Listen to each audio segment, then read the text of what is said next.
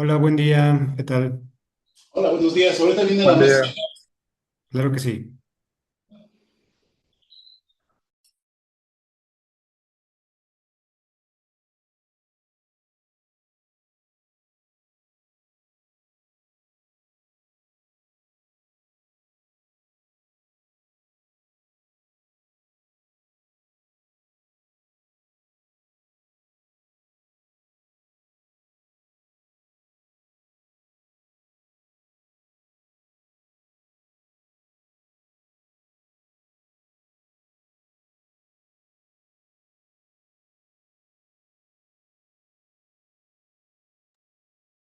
Sí. Hola, buen día. Buen día. ¿Qué tal, Este, doctora Gaby? ¿Cómo está? Buenos días. bien, aquí corriendo, como nos cambiamos de salón, Ah, ya veo. yo creo que andan en el otro. Dame unos minutitos para que decirles que es acá. Muy bien. Sí, pendientes. Ok, gracias. Déjame ver Sí, que maestra, claro que sí. avisarles que es acá. Sí, él está dando. También por aquí ya veo a las y los estudiantes de psicología de la Universidad Veracruzana. ¿Qué tal? Buenos días. Buenos días, maestro. Buenos días, maestro.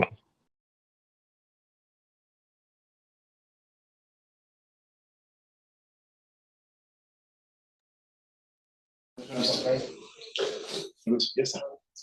Ya la maestra ya. Hecho.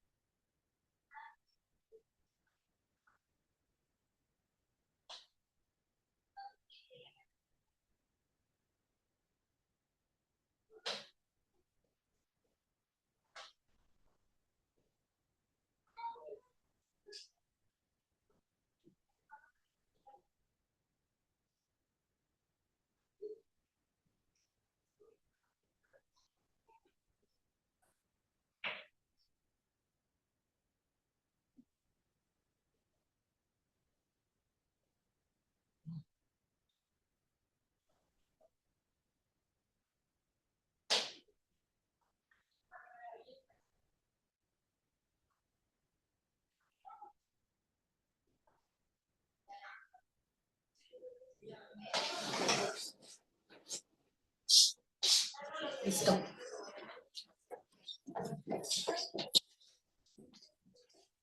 Ok, se supongo que... Hola, ¿sí me escuchas?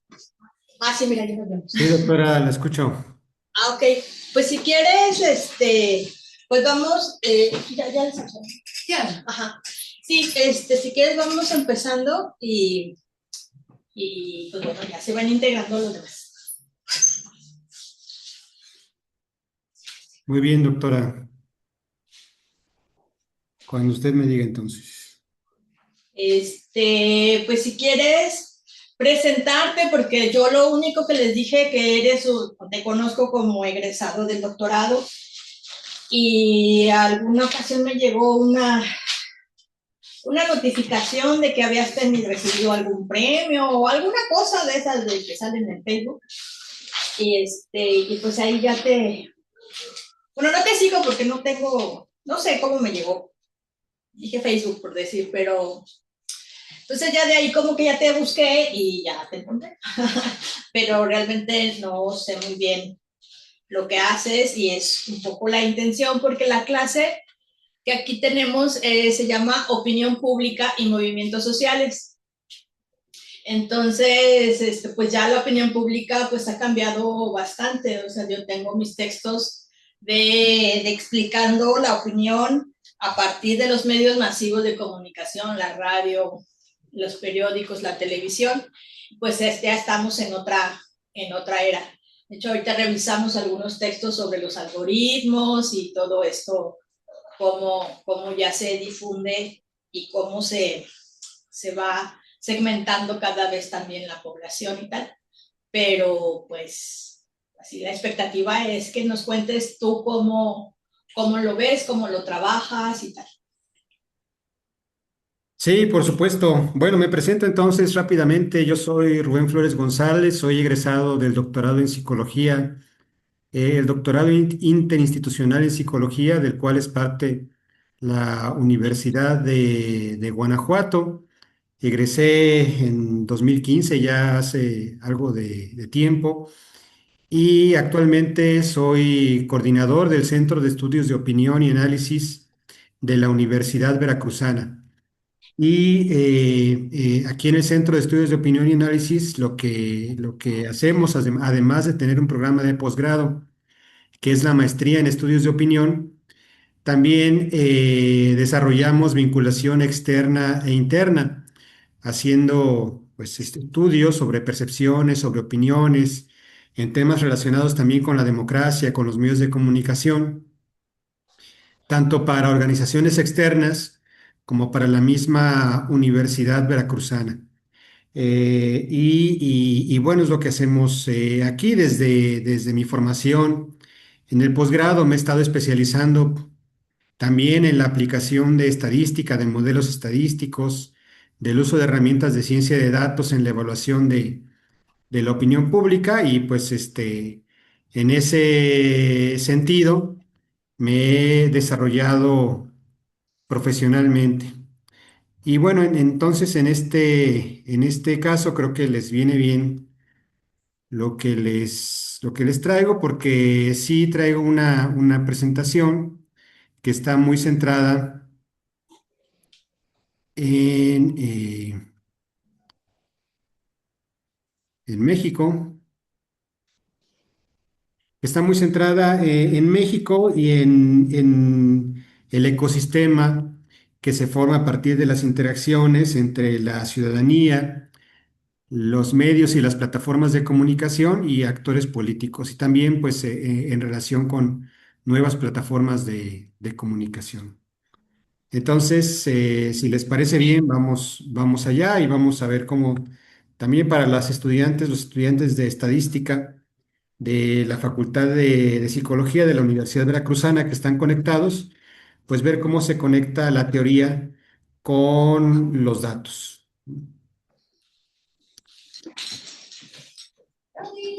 Hablando en términos de la psicología, cuando hablamos de opinión, el constructo psicológico que usamos es el de actitudes. Entonces, los usamos muchas veces de manera indistinta, no hay problema con usarlos de manera indistinta.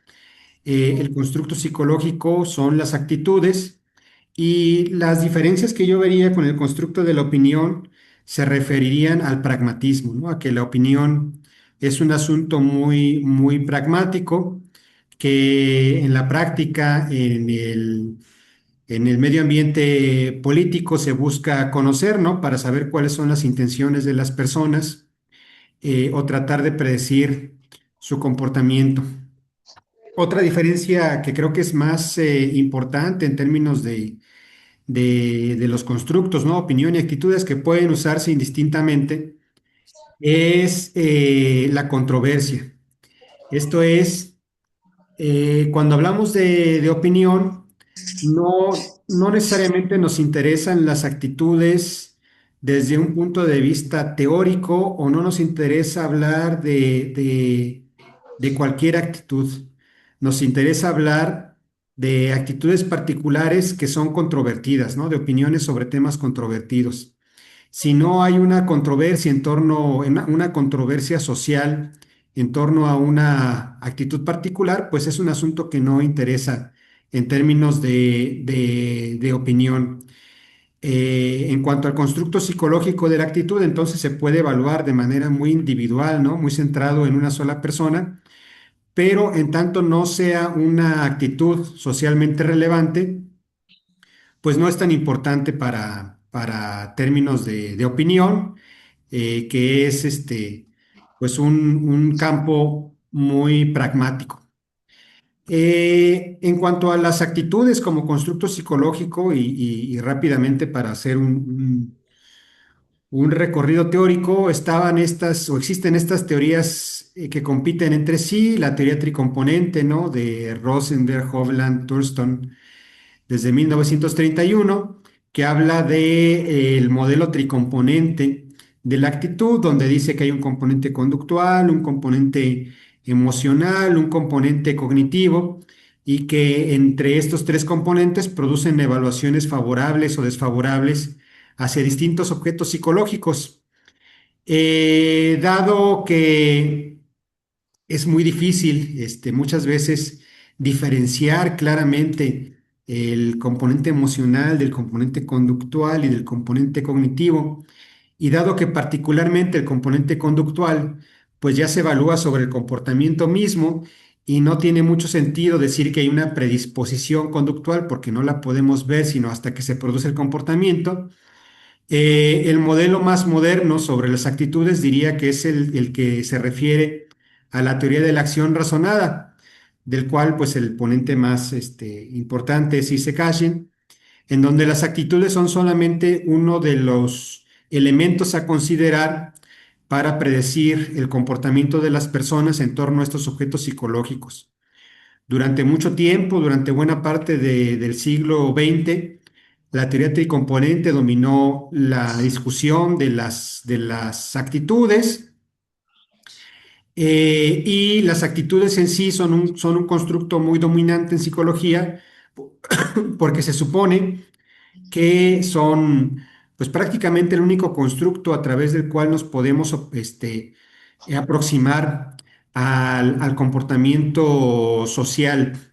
Y bueno, a partir de esta teoría de la acción razonada, las actitudes empiezan a ocupar un papel un poco más secundario y vinculado, en ciertas formas subordinado a las condiciones situacionales que forman tanto las actitudes como el comportamiento finalmente. Para hablar entonces de esta definición, y les digo, es algo muy rápido, como actitud, como constructo de actitud, pues es un objeto psicológico que es evaluado positivo o negativamente, es esa evaluación, ¿no? Es esa evaluación positiva o negativa, favorable, desfavorable hacia un objeto psicológico y de acuerdo a un modelo de expectativa de valor. Esto es un conjunto de creencias sobre dicho objeto psicológico, factorizado, multiplicado, como quieran decirle, por las expectativas que se tienen respecto a las posibles consecuencias, ¿no? Relacionadas con ese objeto psicológico. Pensando, y bueno, aquí agregando o centrándonos en la opinión, que les decía es un campo más pragmático, pues vamos a hablar solamente de temas o de objetos psicológicos controvertidos, ¿no? Controversiales. Entonces, si por ejemplo hablamos de el aborto, la legalización del aborto, por ejemplo, podremos tener un conjunto de creencias, ¿no? Cada quien tendrá un conjunto de creencias relacionados con eso, que están vinculados también a unas expectativas, ¿no? A unas consecuencias. Por ejemplo, creencias religiosas, ¿no? Principalmente en esta discusión, o desvinculadas de ese tema, creencias relacionadas con la salud que en cuanto a la expectativa, pues podrán generar una expectativa a partir de las resoluciones de un conflicto temático, donde, por ejemplo, podrían ser la resolución, pues, las personas que abortan se van al infierno, o pues no, no pasa nada, ¿no? Construyes un mejor, o tienes un mejor control sobre tu vida y sobre la continuidad de tu plan de vida. Entonces, en esos polos de temas realmente controvertidos es donde encontramos la opinión y donde podemos explicar cómo existe esta factorización, ¿no? De un conjunto de creencias sobre ciertos objetos, sobre ciertos temas, que se factoriza por un conjunto de expectativas respecto a pues, resoluciones.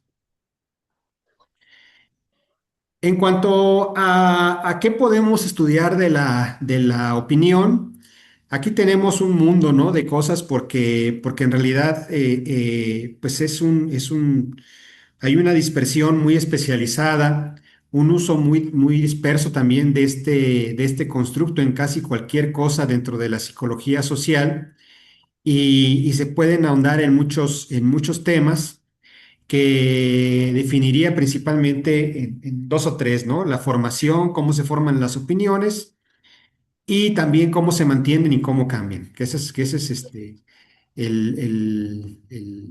la cuestión. Ah, bueno, y una tercera que es el impacto en el comportamiento, o sea, cuál es la opinión, cuál es el impacto de las opiniones realmente sobre el comportamiento. Y de todo esto, pues tenemos un conjunto amplio de autores, por ejemplo, Gerner, que habla sobre el papel de influencias externas a partir de efectos pequeños, pero que se van acumulando. Tagfeld, ¿no? Que habla de los grupos. John Jost, que habla de la ideología y de cuáles son los procesos formativos de la ideología. Noel Newman, que habla de cómo se pueden controlar, o bueno, cómo las opiniones son sujetas de control social y cómo este control social no es algo o sea, no es algo completamente indeseable, sino que nos ayuda también a convivir dentro de la sociedad, o Angus Converse, Miller Stokes, que hablan de la pasividad, ¿no? En el cambio actitudinal, en el cambio de opiniones, y en términos de persuasión, en donde se habla de la capacidad de cambiar de opinión de manera más rápida o más lenta, dependiendo de las autoras, de los autores a los que se refieran, y donde también tienen una gran incidencia los medios y plataformas de comunicación en diferentes etapas de la historia de la humanidad. Haciendo una historia corta respecto a la formación y al cambio de opiniones, está claro, ¿no? Que la personalidad cuenta, la individualidad cuenta en la formación, mantenimiento, cambio de las opiniones, pero los factores situacionales, a menudo terminan siendo más importantes. Decíamos entonces que vamos a hacer una perspectiva centrada en México y en el ecosistema medio, ciudadanía y actores políticos, que creo que viene muy bien para la clase, que se trata también de movimientos sociales. Y me gusta presentar en estas pláticas esta pintura que es de 1889, eh, digamos, previo al desarrollo de algunas ciencias modernas como la comunicación, ¿no? Que está muy involucrada en este asunto, que se llama La discusión política y que fue pintada por el pintor francés Émile Friant. Y pues aquí podemos ver exactamente eso, ¿no? Una discusión política. Eh, pero lo que es relevante es cómo esta pintura ilustra esa relación medios, ciudadanía, actores políticos de una manera, digamos, teórica, mucho antes de que se produjera la teoría que suele explicar, ¿no? Estas relaciones. Creo que tenemos poquitas personas, eso es útil, a lo mejor para pedir la participación y que alguien nos apoye, doctora, de sus estudiantes, a describir lo que observa en esta pintura.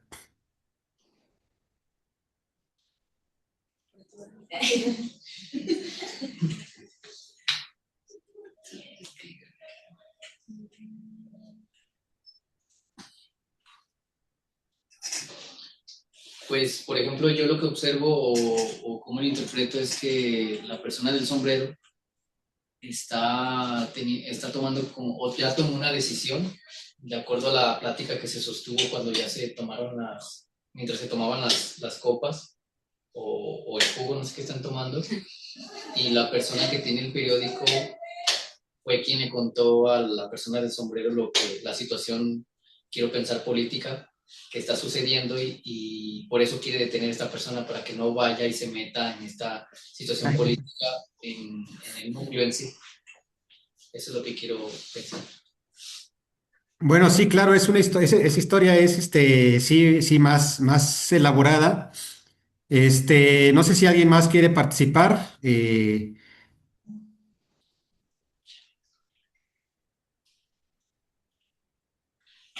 Pues yo destaco el periódico, ¿no?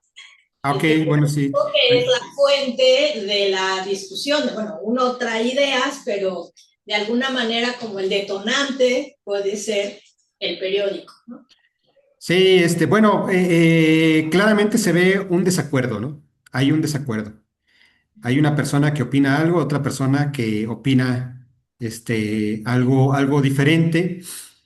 Y se pueden ilustrar muchas cosas, teóricas en la pintura. Por ejemplo, lo que nos comentaba el compañero respecto a la persona del sombrero ya tomó una decisión, ¿no? Eso está claro. Y una pregunta sería, ¿cuándo tomó esa decisión? Hay una discusión política. La persona del sombrero no solamente ya tomó una decisión, sino que además está muy molesta, ¿no? Está muy enojada. Tiene los puños cerrados, tiene los labios apretados, mira hacia otro lado a pesar de que su compañero está tratando de llamarle la atención para que se involucre en la plática. Entonces, es alguien que está muy molesto porque está escuchando una opinión que es contraria a la suya. Y evidentemente, nunca va a cambiar de opinión, ¿no? O sea, lo que diga la persona que tiene el periódico no va a hacer que cambie de opinión en ese momento. Y la pregunta es, ¿por qué? Y lo que se ha reflexionado al respecto es que porque las opiniones se forman en una etapa de la vida muy temprana. Ese sería una primera, un primer postulado de esta plática. Las opiniones que son importantes para la vida suelen formarse en una etapa de la vida muy temprana, dadas a partir de procesos de socialización política en los que se involucran las familias, las amistades muy cercanas y que son reforzados también por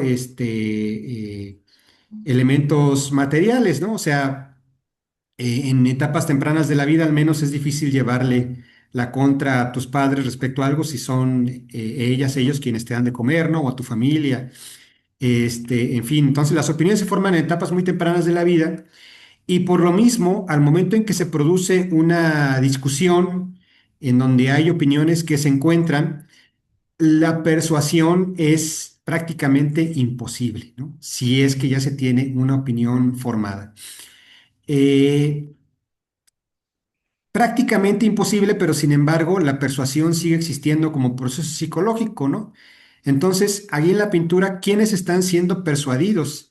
El intento se está haciendo sobre la persona del sombrero, pero quienes están siendo persuadidos realmente son las personas que están atrás, ¿no? En un segundo plano, los que están escuchando la conversación y se están persuadiendo de una opinión u otra porque parece que ellos no tienen pues algo tan decidido, ¿no?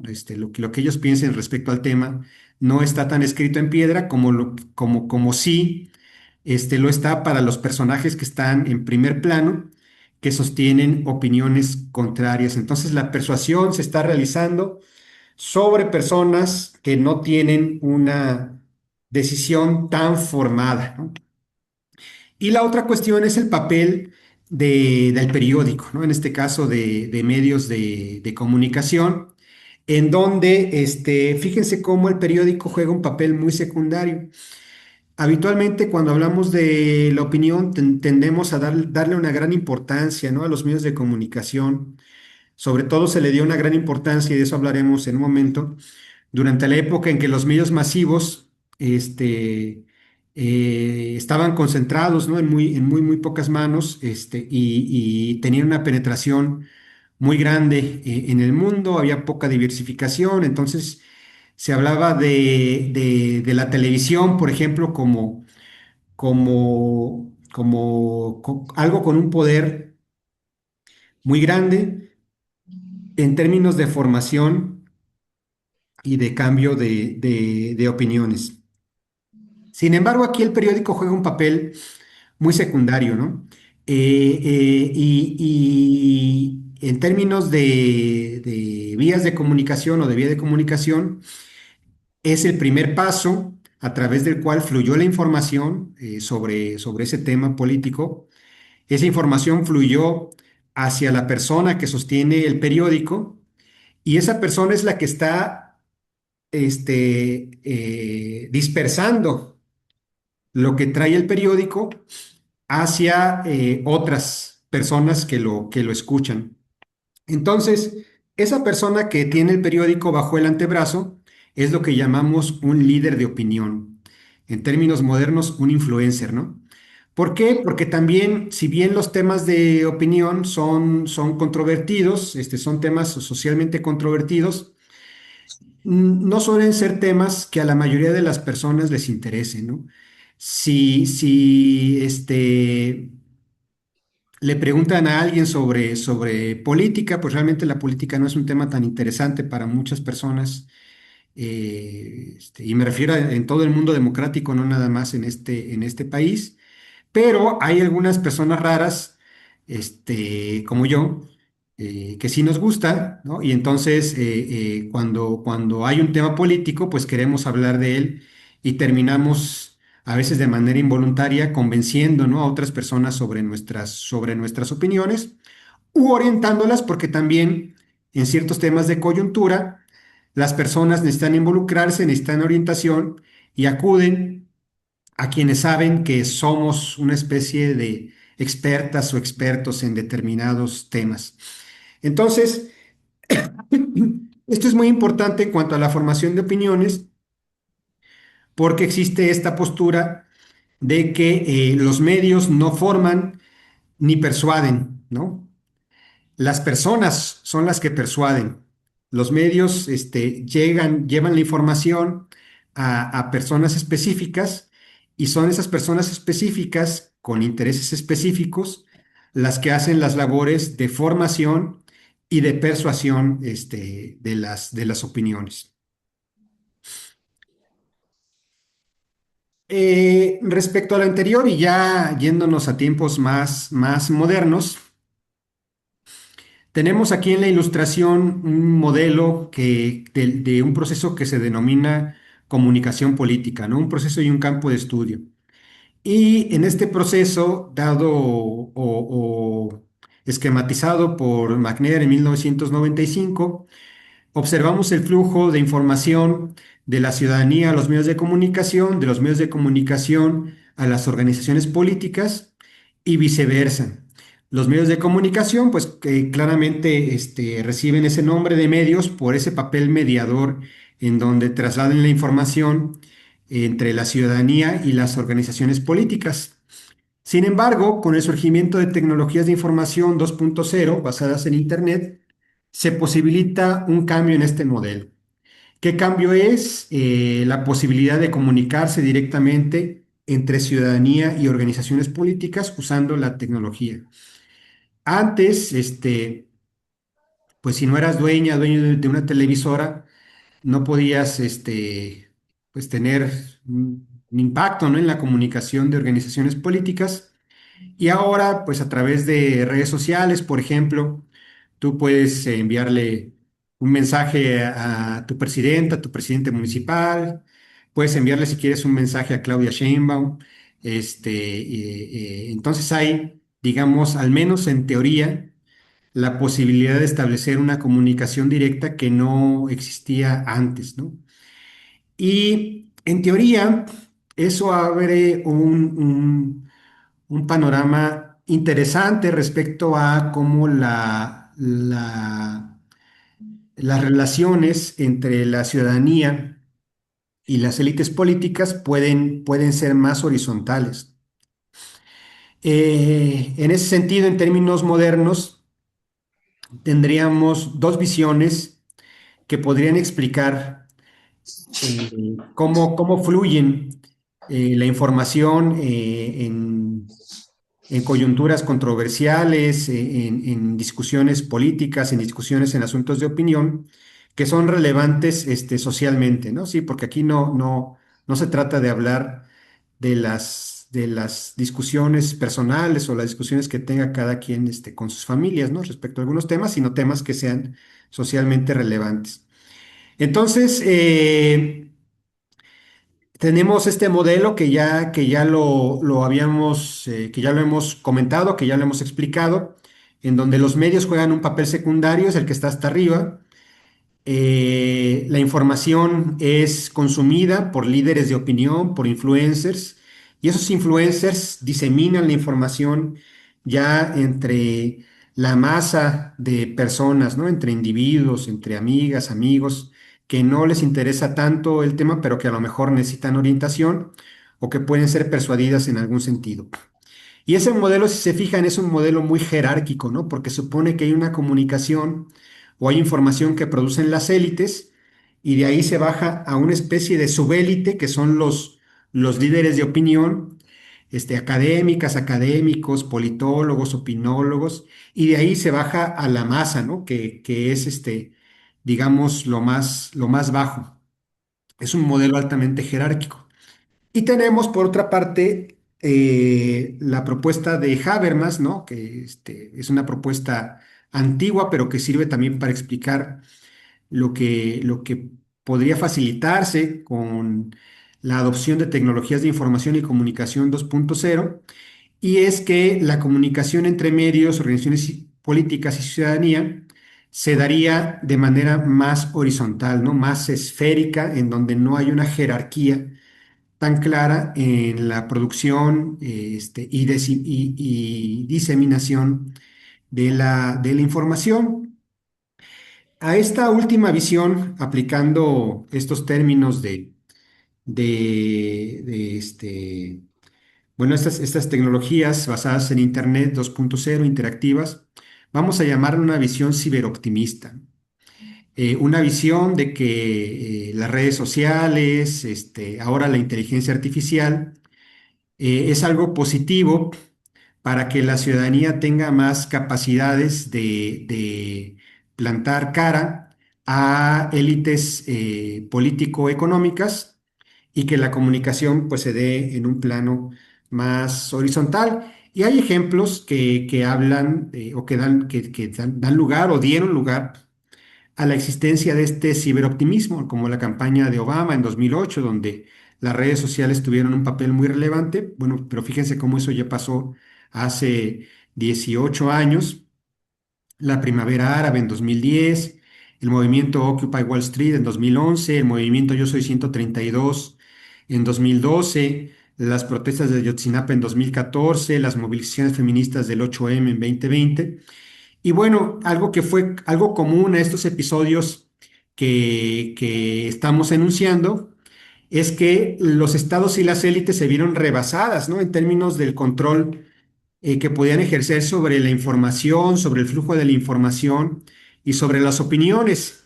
En tiempos cuando Televisa, ¿no? controlaba el flujo de información en el país, si Televisa, en alianza con el PRI y con el gobierno del país, decidían que algo no debía difundirse, pues no se difundía y ya.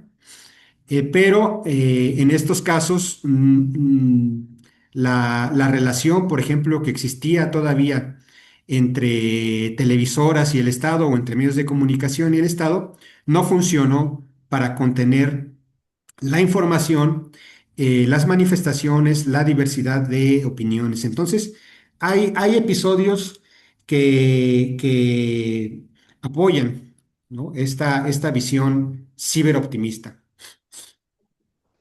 Sin embargo, hay otras evidencias, ¿no? También que nos hablan de cómo estos podrían ser episodios aislados o también podrían ser episodios en que de alguna manera las élites político-económicas se estaban adaptando a un nuevo ecosistema de flujo de información y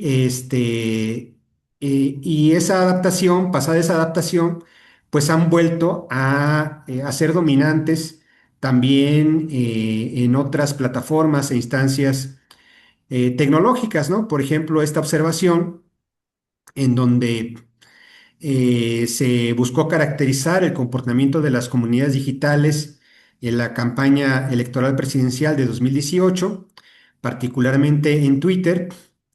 Y lo que observamos, unas colegas y yo, fue primero que la mayoría de las publicaciones en esta red social en aquel entonces, 2018, no eran publicaciones originales, ¿no?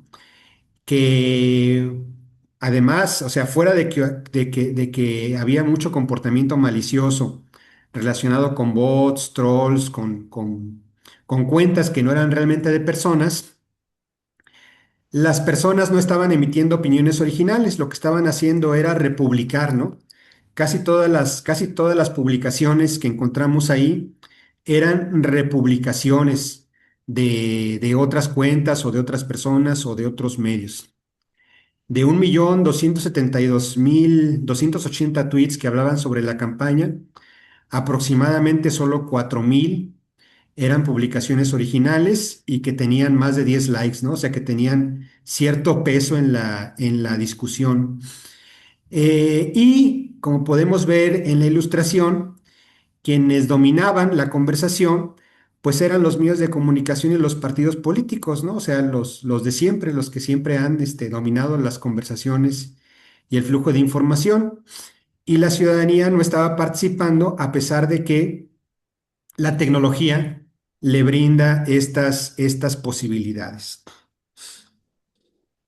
Entonces hemos visto pues también una adaptación, ¿no? de las élites y a partir de ahí y a partir de diferentes observaciones en las que he participado a lo largo de pues más o menos de 10 años, ¿no? En diferentes proyectos, este, mi punto de vista al respecto es que en el ecosistema actual de medios, si bien está potenciado tecnológicamente, si bien está más abierto a la participación de la ciudadanía, hay menos posibilidades para la persuasión política. Es algo que llamamos actualmente la nueva era de efectos mínimos, ¿no? Una nueva era de efectos mínimos para contrastarla con la época en que se hablaba de la televisión como todopoderosa y se hablaba de efectos máximos, ¿no? de la comunicación. Y ahora hablamos de una nueva era de efectos mínimos a partir de diferentes circunstancias que iré relatando. También digan, interrúmpanme, ¿no? Si tienen alguna pregunta, por favor, interrúmpanme. Y los que están en el Zoom, interrúmpanme, gritando para que yo pueda escucharlos, porque no puedo ahorita, no voy a revisar ahorita el chat, pero será muy importante si tienen alguna pregunta que me interrumpan al momento. Este, una de las cuestiones por las que las posibilidades de la persuasión se han reducido en esta época es porque las interacciones entre ideologías distintas son muy inusuales en las plataformas mediadas por Internet.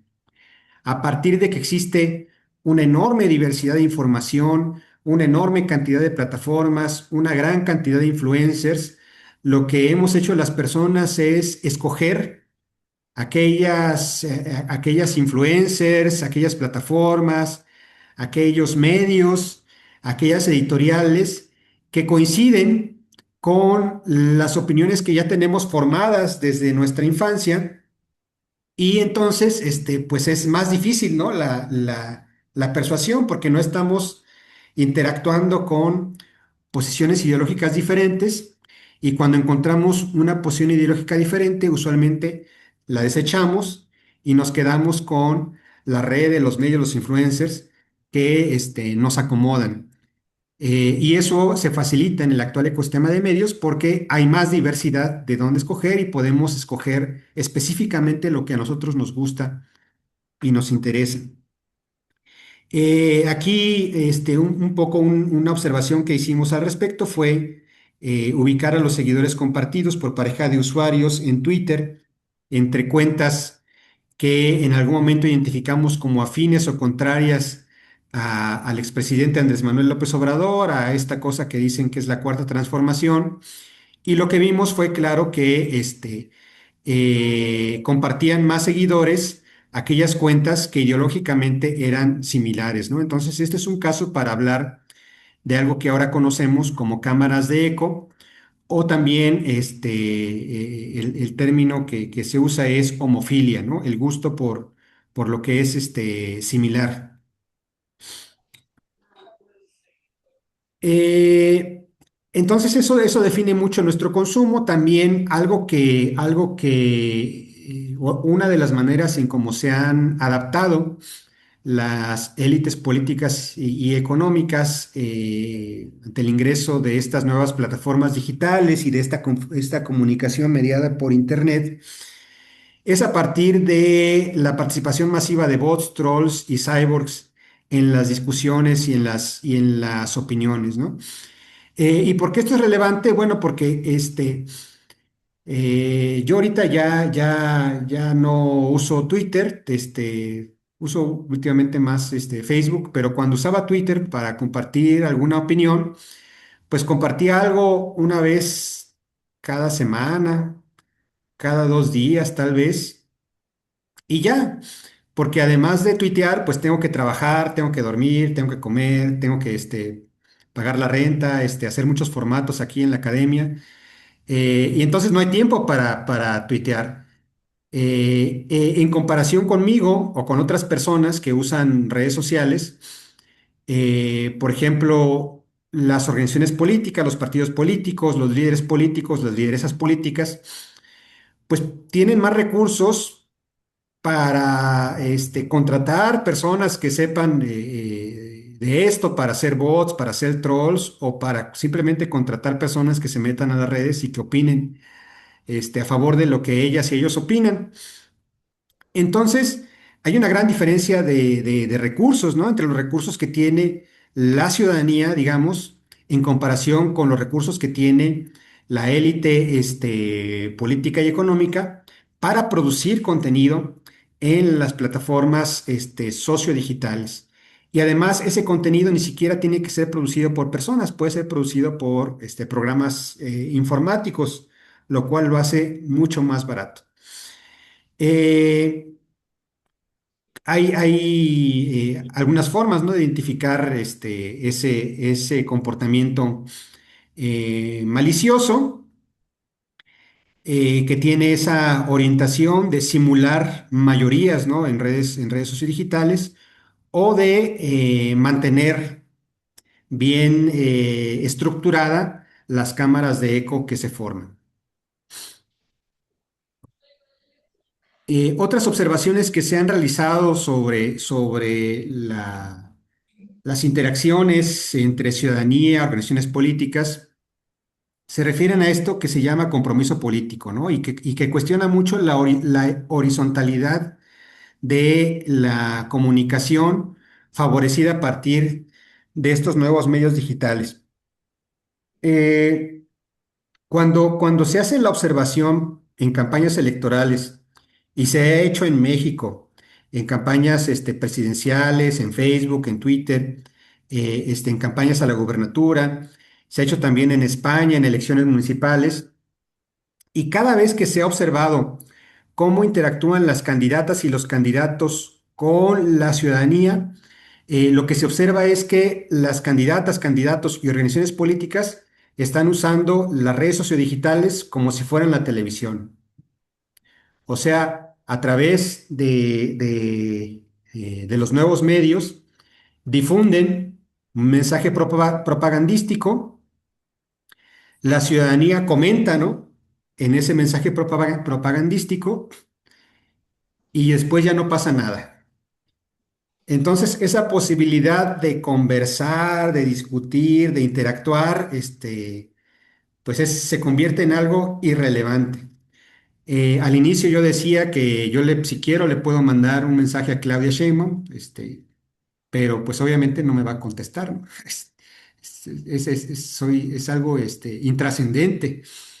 Y pueden verlo en las redes de la presidenta o de cualquier expresidente o de cualquier candidato o candidato, cómo se publica algo de su parte, hay muchos comentarios, pero después no hay una discusión, ¿no? O sea, no hay lo que Carlos Muñiz, Dader, Nils Telles, Alondra Salazar llaman compromiso político 2.0.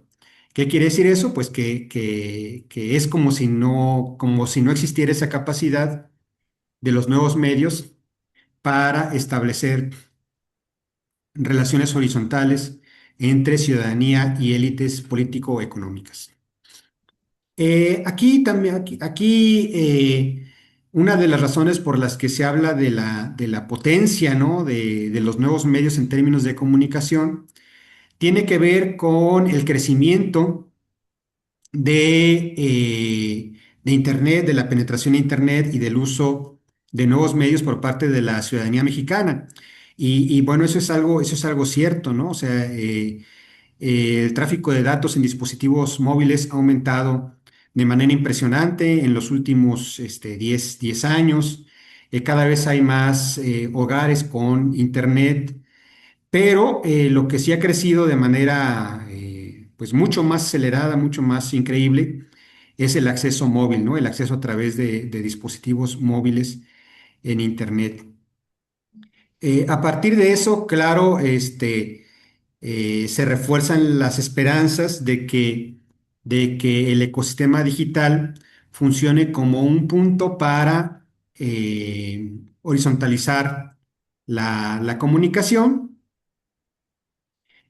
También tenemos ejemplos, ¿no? de ciencia de datos aplicada a discursos políticos, por ejemplo, a partir de las conferencias matutinas del expresidente Andrés Manuel López Obrador, y cómo estas conferencias matutinas ya no eran difundidas principalmente por televisión, sino eran a través de redes sociodigitales.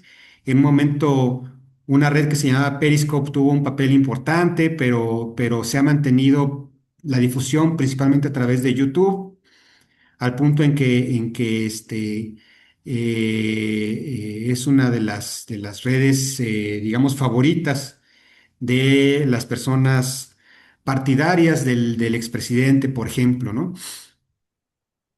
Pero también habrá que hablar de esta otra realidad, ¿no? Que si bien el crecimiento ha sido exponencial en términos nacionales, generales, ese crecimiento está concentrado en las grandes ciudades y hay partes muy importantes del país donde todavía no hay buena conectividad, no hay puntos de acceso fijo, no hay información y de manera mucho más importante donde las personas pues no le dan tanta importancia a las redes sociales como lo hacen las personas jóvenes universitarias, por ejemplo, o como pasa en las grandes ciudades.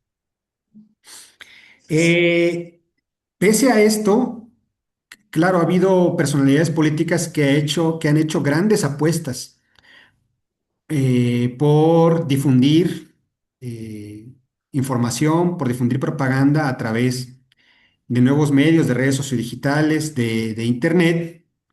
Pero como podemos ver, esta apuesta no ha sido fructífera.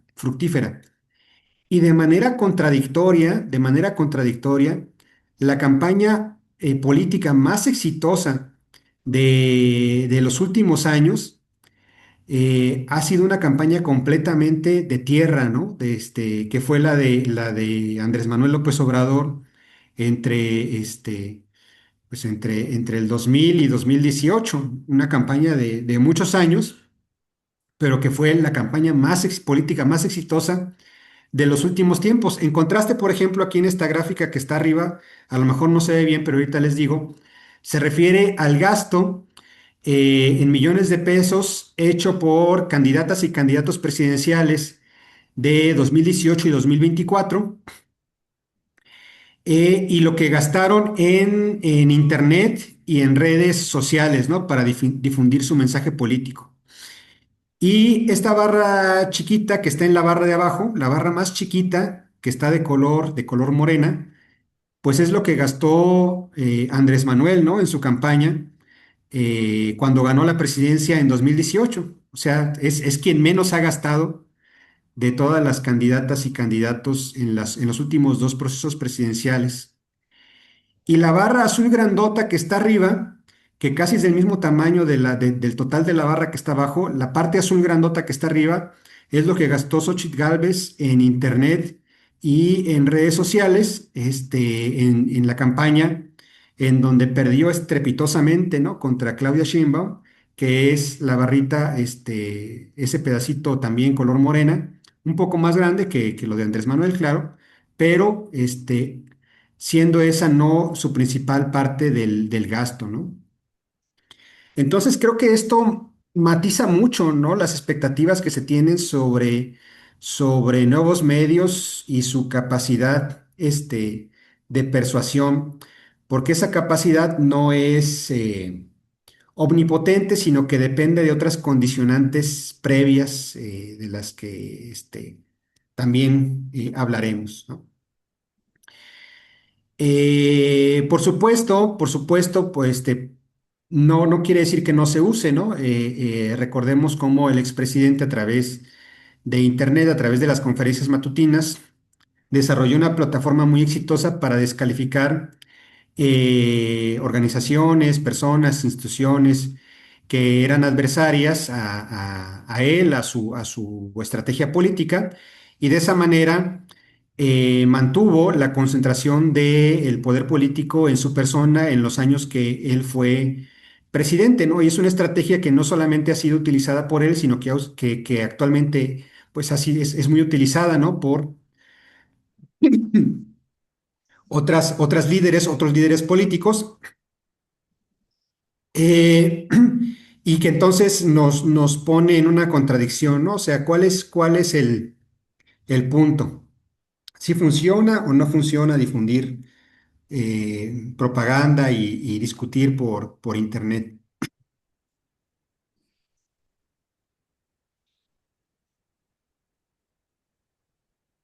Aquí otro análisis de caso, ¿no? Por ejemplo, cosas que pasaron durante la pandemia, en qué manera se distribuyeron noticias falsas y cómo eso afectó a los comportamientos de prevención que se tuvieron para evitar el contagio por COVID. Y a la izquierda podemos ver un modelo estructural que fue un análisis basado en una encuesta nacional que hicimos unas colegas y yo.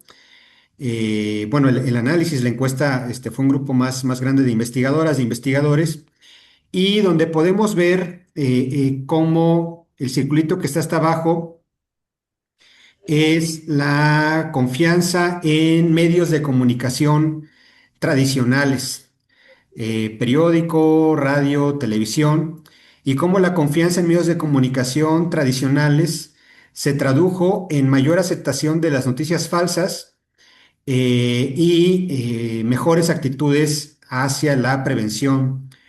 Por el contrario, la confianza en instituciones del Estado encargadas de manejar la pandemia, particularmente la confianza en el presidente, eh, contribuyó a una mayor aceptación de creencias falsas sobre la pandemia y afectó negativamente la adopción de actitudes de prevención.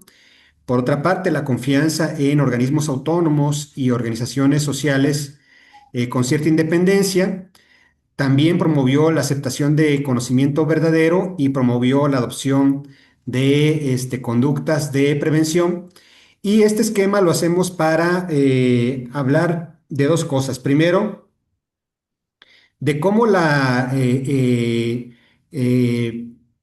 las opiniones, en este caso, las opiniones relacionadas con la polarización política en el país, se tradujeron en un tema que aparentemente no tenía nada que ver con la política, ¿no? Que era un tema de salud. Entonces, en un país con opiniones encontradas respecto a su situación política, su realidad política, el apoyo o no hacia el presidente de la República, esa polarización se tradujo en una discusión que se llevó al campo de la salud y que afectó la manera en cómo las personas tomaban o no tomaban medidas de prevención. Esquematizando en el discurso este diagrama, pues el Estado trató de minimizar, ¿no?, las consecuencias, los efectos de la pandemia, porque pues no conviene que de un Estado se hable de un manejo negativo, ¿no? O de cifras negativas respecto a un problema de salud. Minimizó sus consecuencias, sus opositores, por el contrario, maximizaron sus consecuencias, exageraron, y eso sí se tradujo, ¿no?, en comportamientos por parte de la ciudadanía que pues apoyaba al presidente o no lo apoyaba. Y la otra cuestión también es ver el papel que jugaron los medios y los nuevos medios en la difusión de noticias falsas. Y aquí resultó positivo el papel de los medios tradicionales o formales, porque pese a que pues incurrieron en la espectacularización de la noticia, en la exageración, ¿no?, de algunas cosas sobre el COVID, sus criterios editoriales funcionaron para impedir que hubiera noticias falsas en medios formales, y de esa manera no contribuyeron a que la ciudadanía dejara de adoptar medidas de prevención. Por el contrario, las redes sociodigitales, que no tienen ese filtro editorial, pues ahí sí se vio cualquier cosa, ¿no? Pero aquí en esos análisis, tanto locales como a nivel nacional, podemos ver que sí hubo responsabilidad editorial de los medios formales.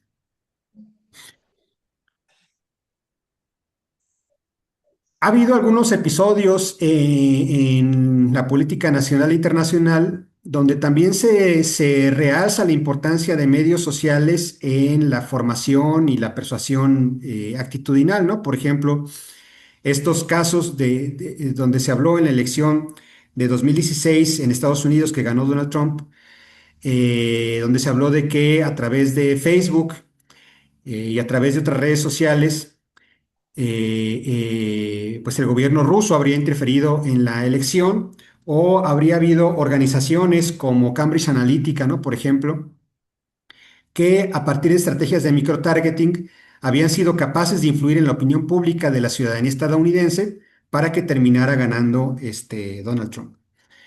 Esto fue un asunto como de Vox Populi, fue algo muy, muy difundido. A partir de episodios como este, se reafirma la creencia de que las redes sociales son muy poderosas en las campañas políticas, en la discusión sobre temas controvertidos, en la formación y persuasión, pero obviamente no es cierto. Eh, Cuando se revisa, por ejemplo, el planteamiento de la Fiscalía de Estados Unidos al investigar la intromisión del gobierno ruso en las elecciones de Estados Unidos, primero se ve que fue un plan de largo aliento, ¿no? O sea, no fue algo que pasó durante la campaña electoral, sino fue algo que comenzó varios años atrás de la campaña electoral, y que comenzó no con favorecer a una persona candidata en las elecciones, sino que comenzó con eh, eh, buscar delimitar y segmentar ideológicamente a la ciudadanía estadounidense, facilitando para ello los grupos en redes sociales, ¿no? Grupos radicales, tanto de derecha como de izquierda, con el objeto de desestabilizar, ¿no? La discusión pública en Estados Unidos. Y fue solamente hasta últimas etapas de la campaña cuando se usaron estos grupos para favorecer a la candidatura de Donald Trump. Recordemos además que en esta elección Donald Trump perdió el voto popular y ganó por la configuración del sistema electoral de Estados Unidos, que tiene esta cuestión de los electores, ¿no? De los distritos electorales estatales muy rara. Pero en términos populares, Donald Trump perdió la elección y estuvo a nada de perderla también en términos de sus distritos electorales. ¿Qué nos enseña esto? Pues que ese esfuerzo hecho por el gobierno ruso tuvo realmente un impacto mínimo. Tuvo un impacto mínimo en la campaña, pero aprovechó las disposiciones actitudinales que tenía la ciudadanía estadounidense de antemano, y las traslada a los nuevos medios y a medios digitales y a redes sociales, pero es muy importante destacar eso anterior, ¿no? Que lo que más influye en la decisión del electorado estadounidense son sus propias predisposiciones. En este sentido, es mucho más fácil explicar el triunfo de Donald Trump en las elecciones, tanto en la de 2016 como en la pasada, pues porque la ciudadanía estadounidense históricamente ha sido conservadora y racista, ¿no? O sea, entonces eso ya lo traen desde mucho antes, eso no lo hizo el gobierno ruso, ni lo hizo Facebook, ni lo hizo Cambridge Analytica. Y por eso Donald Trump gana la elección.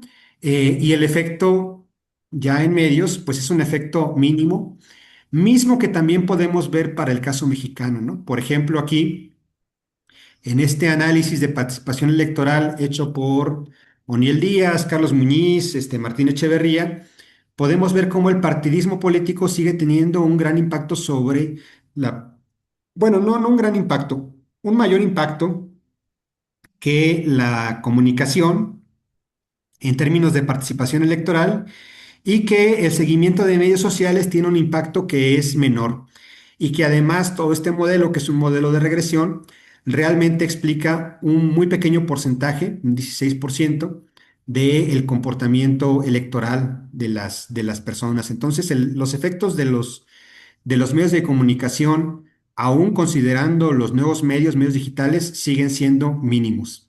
A la derecha podemos ver un análisis de regresión, en este caso hecho por mí, en donde sí podemos ver efectos de los medios en el apoyo que la ciudadanía tenía hacia el expresidente, favorable, por ejemplo, en el caso del periódico La Jornada, pues fueron voceros del expresidente durante su mandato; desfavorable en el caso de Reforma, que fueron muy críticos, ¿no?, al expresidente; favorable en Canal 11, que pues es televisora del Estado; en Noticieros Azteca, donde en ese entonces había buena relación con la presidencia; favorable en YouTube, que es el medio favorito de las conferencias matutinas, ¿no?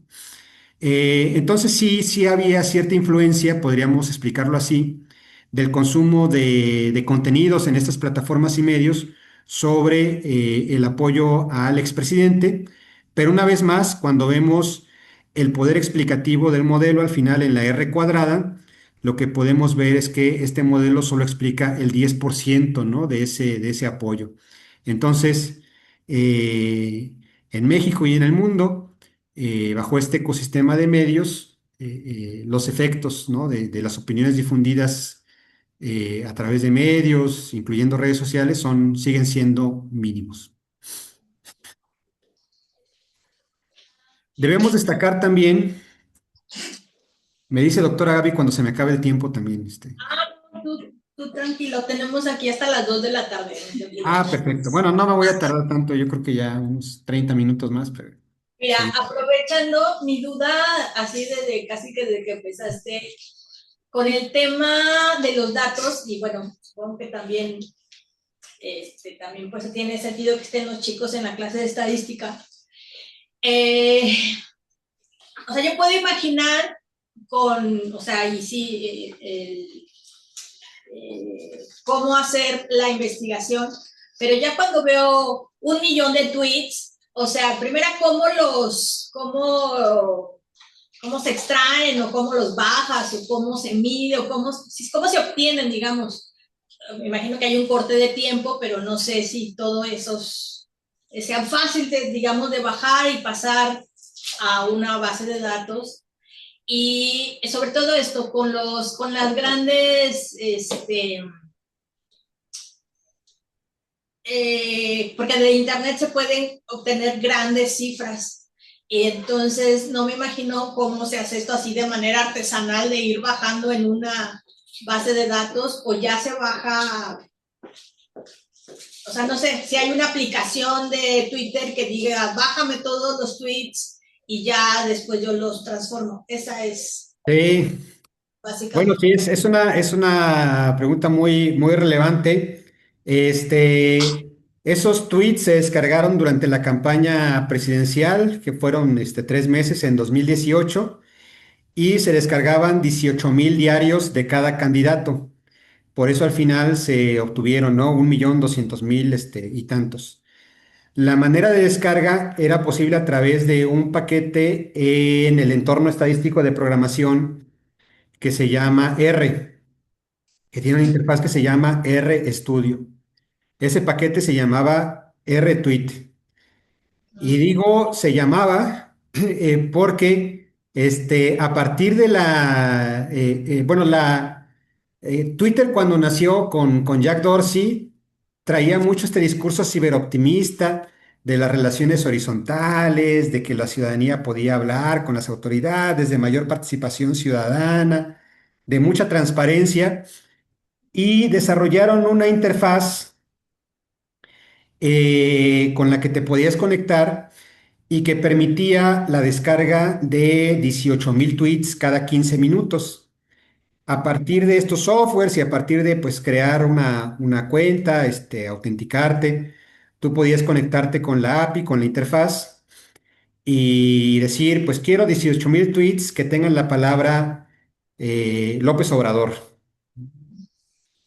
Y te los descargaba y muy rápido y ya en formato de base de datos, ¿eh? No tenías que hacer nada para ponerlos en la base de datos. Te los descargaba y pasaban 15 minutos y ya podías decir, ah, quiero otros 18,000, pero ahora que tengan la palabra Meade o Anaya, y ya los descargaba. Eh, pero pues el negocio de las redes sociodigitales que son gratuitas, pues son los datos, ¿no? Entonces, cuando llegó Elon Musk en 2023, esa llave se cerró. Y ahorita, si uno quiere descargar 18,000 tweets en un mes, tiene que pagar $5,000. Entonces, eso ya no lo tenemos, ya no lo podemos hacer de esa manera. Esos datos los tenemos, pues, porque los hicimos cuando se podía. Sin embargo, pues siempre hay formas, ¿no? Sí existen aplicaciones que lo que permiten ahora es que lo que tú estás viendo en pantalla te lo descarga en formato de base de datos. Yo conozco una que se llama SeaStreamer y que sí permite hacer eso, ¿no? O sea, tú vas scrolleando tu Twitter y va descargando en formato de base de datos eso que vas scrolleando. El texto, quién lo puso, quién lo comentó, o sea, sí tiene muchos datos. El problema es que si tienes una cuenta gratuita, pues creo que ahorita solamente puedes ver como 1,000 o 1,500 tweets al día, algo así, si tienes una cuenta gratuita. O sea, no puedes scrollear infinitamente. Llega un punto en el que dice, ya scrolleaste mucho, este es lo que permite tu cuenta gratuita. Si quieres ver más cosas, tienes que pagar, y tampoco puedes scrollear mucho hacia atrás en el tiempo, ¿no? En fin, ahora hay más restricciones, pero donde sí funciona muy bien esa misma aplicación, ahorita es para TikTok y para Instagram, porque además ahí no hay tantas publicaciones, ¿no? Por si la quieren usar alguna vez. Todo esto para decirles que Pues siempre es interesante, ¿no? Añadir este toque tecnológico a las investigaciones, usar ciencia de datos, satisfacer el fetichismo metodológico de los colegas, de las revistas, pero a final de cuentas es eso, es fetichismo metodológico porque, porque no importan tanto los datos de redes sociodigitales. Si pueden hacer una buena encuesta, les va a ir mejor. No sé si con eso contesté esa pregunta o si hay preguntas relacionadas al respecto. No sé si ustedes otra. O le seguimos y al final. Sí. Ok, le seguimos y al final. Y ya les había comentado, si están en el Zoom, me gritan porque si no, no los voy a escuchar. Bueno, también hay un control, ¿no? O sea, hay un control de parte de los estados respecto a la información que se difunde y este control también se ha facilitado por el ingreso de nuevos medios. Aquí lo que podemos ver son la evolución del gasto en comunicación social de la Administración Pública Federal en tiempos de Peña Nieto y en tiempos de Andrés Manuel López Obrador. En tiempos de Peña Nieto tenemos en verde la gráfica que está arriba y en azul la gráfica que está a la izquierda. Y si nos centramos un momento en la gráfica en azul, podemos ver cómo el gasto en comunicación social era de alrededor de los 7.000 millones de pesos, 8.000 millones de pesos. Era mucho dinero el que gastaba la Administración Pública Federal en términos de comunicación social, porque de esa manera se mantenía una buena relación con periódicos, con televisoras, con radiodifusoras, y pues las radiodifusoras, los periódicos hablaban bien, ¿no? Del gobierno, del Estado. Pero aquí podemos ver qué pasa en 2019 cuando llega Andrés Manuel López Obrador. Perdón, es la misma gráfica de la izquierda, pero ahí donde pueden ver 2019, cuando llega Andrés Manuel al Estado, todo eso se cae, se cae, se cae, se corta. Se cerró esa llave también de condicionar pues la actitud favorable de los medios a partir de gastar mucho en ellos. No quiere decir eso que ahora no estén condicionados, fíjense, sino que ahora, pensando en los postulados de Skinner y de toda la escuela del condicionamiento, se dieron cuenta de que el condicionamiento funciona mejor en situaciones de precariedad. Recuerden cuando hacen las prácticas con las ratitas, si es que tienen cajas de Skinner, si dejan a la ratita sin comer un día, 2 días, su conducta es mucho más controlable, mucho más rápida que si la tienen bien alimentada. Eso, exactamente eso, es lo que pasa. Porque si nos fijamos en los mayores beneficiarios del presupuesto de comunicación social, tanto de Peña Nieto como del sexenio de Andrés Manuel López Obrador, podemos ver diferencias, ¿no? Hasta arriba en el sexenio de Peña Nieto está Televisa, Televisa y TV Azteca, y hasta arriba en el sexenio de Andrés Manuel López Obrador está La Jornada. Perdón, medios masivos mexicanos, que es El Sol de México, etcétera, pero también ya está La Jornada, que antes no figuraba, ¿no? Como beneficiaria de las partidas de comunicación social. Entonces, no quiere decir que los medios estén dejando de ser condicionados. Quiere decir que ahora están siendo condicionados en un ambiente de precariedad y que, pues en razón de esto, eh, pues tampoco van a tener actitudes muy desfavorables hacia el Estado, pese a este gran recorte que se les hizo. Y a la derecha, en la visualización en azul, podemos ver lo que representa eso en Internet, ¿no? En Internet, durante el tiempo de Peña Nieto, también el gasto en millones de pesos llegó a ser de 600, 700 millones de pesos al año, pero una vez en el sexenio de Andrés Manuel, esa llave también se cerró, pese a lo cual sí podemos decir que el gasto en Internet ha tenido una tendencia a elevarse como porcentaje del gasto total. En términos absolutos ha disminuido, pero en términos del porcentaje del gasto total, que es lo que se ha reducido, ha aumentado la participación de contenidos en Internet. Otro ejemplo, ¿no? que tenemos aquí de efectos mínimos y de también cómo las tecnologías de información y comunicación se involucran en el control social, es cómo el Estado históricamente ha usado tecnología y no nada más el de este país, sino en todo el mundo, ha usado la tecnología para vigilar a la ciudadanía, para garantizar la seguridad, ¿no? No hay nada de malo con eso porque pues hay videocámaras, que te cuidan en el parque, etcétera. El problema es que también históricamente esa tecnología, con pretexto de la seguridad, ha sido usada por los estados para controlar socialmente a la ciudadanía, ¿no? Para vigilar opositoras, opositores, medios de comunicación. Y por ejemplo, hemos tenido aquí en México, pero está en toda Latinoamérica, la contratación de software de espionaje, israelí para vigilar periodistas y para vigilar opositoras, opositores y para intimidarles. Entonces eso existe. Respecto a esto, y con base en este estudio que hicimos también a nivel nacional, podemos ver que la ciudadanía es muy omisa en cuanto al conocimiento de sus derechos humanos. No conoce sus derechos humanos, pero particularmente ignora todo lo que se refiere al derecho a la privacidad y a la protección de datos personales, cosa que es muy, muy importante, pues en estos tiempos, donde existen tantos dispositivos y softwares que se dedican a la recolección de datos personales. Si alguien tiene un celular, si alguien tiene un reloj inteligente, pues lo que hacen es eso, ¿no? Es recolectar información, personal. Pero de manera también alarmante podemos ver cómo las actitudes hacia el uso de vigilancia electrónica por parte del gobierno son mejores por parte de la ciudadanía si considera que esa vigilancia se hace de manera muy intrusiva.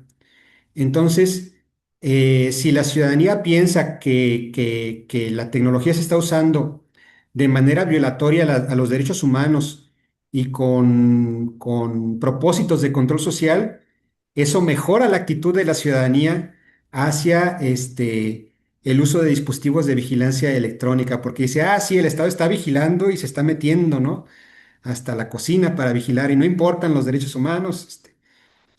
Una respuesta común que teníamos, ya fuera del cuestionario que aplicábamos, era, pues yo no hago nada. Si yo no hago nada, a mí que me vigilen, yo, por mí está bien, ¿no? Ignorando, pues, la colectividad, ¿no? De los derechos, las implicaciones a nivel social de esas intrusiones. Y bueno, aquí en este aspecto también observamos de manera periférica cómo las noticias que haya sobre crímenes o sobre el uso de estos dispositivos realmente no tienen ningún efecto en la opinión que tiene la ciudadanía, ni sobre la seguridad, ni sobre el uso de dispositivos de vigilancia electrónica.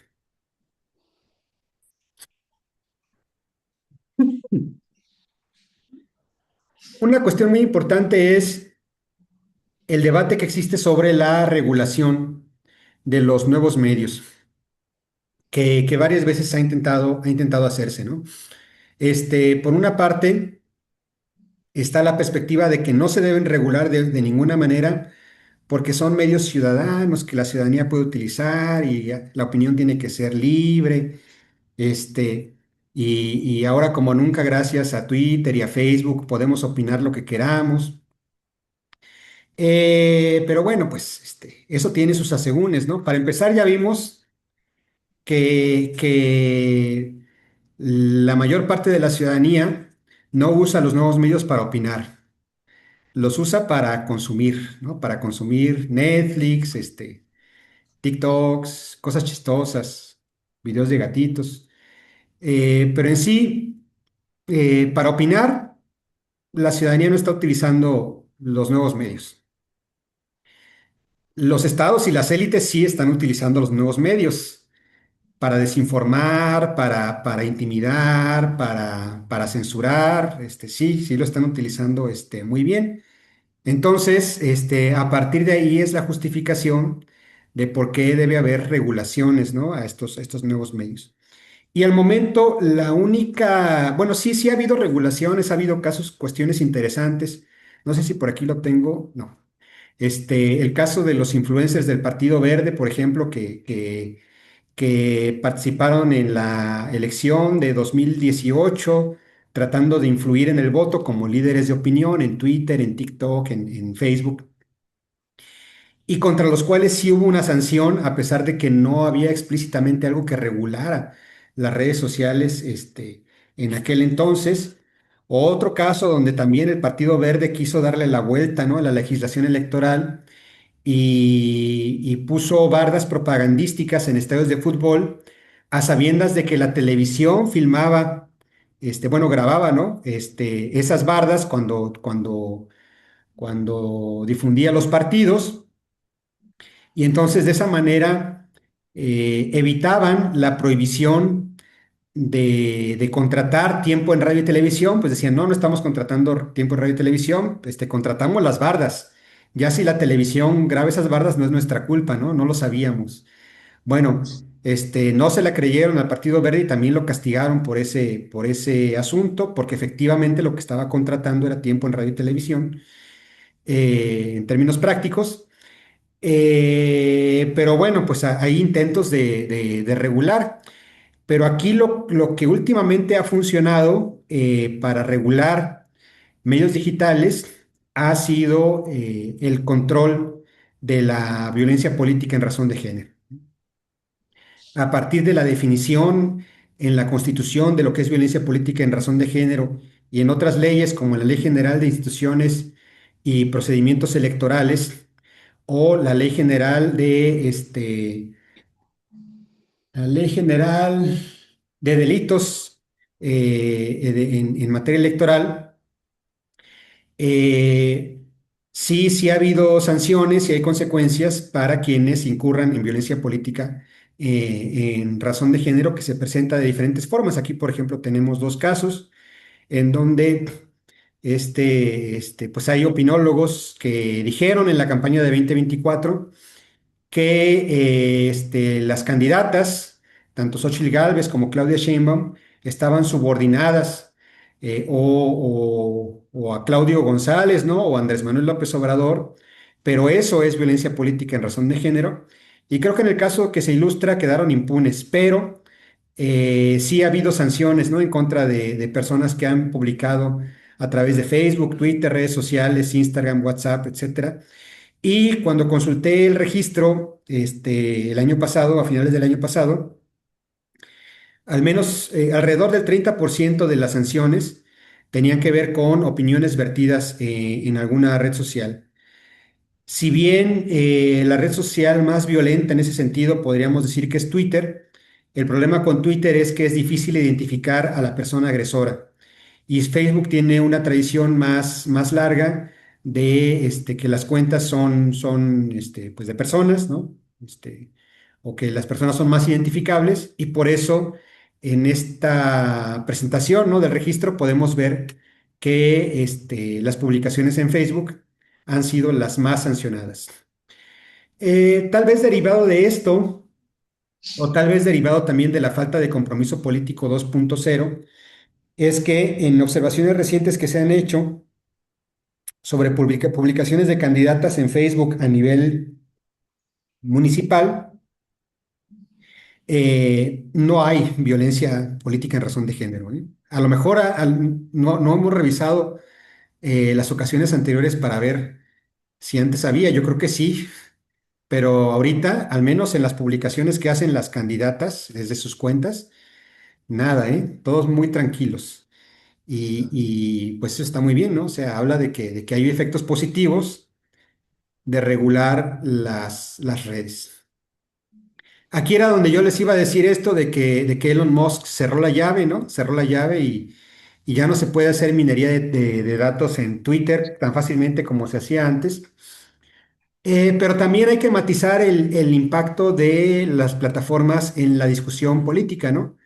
En esta observación donde se preguntó a través de qué canales las personas informaban de política. Twitter es quien tiene los niveles más bajos, ¿no?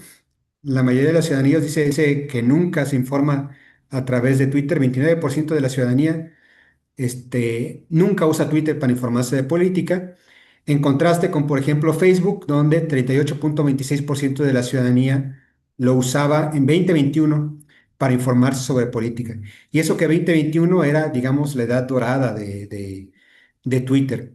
Fíjense cómo sigue habiendo un papel muy importante de la televisión, ¿no? 36,57% seguía diciendo que la televisión era relevante en su información política, y los niveles más bajos están con Twitter y con los periódicos en papel, para decir que todos los días informan a través de esos medios sobre política.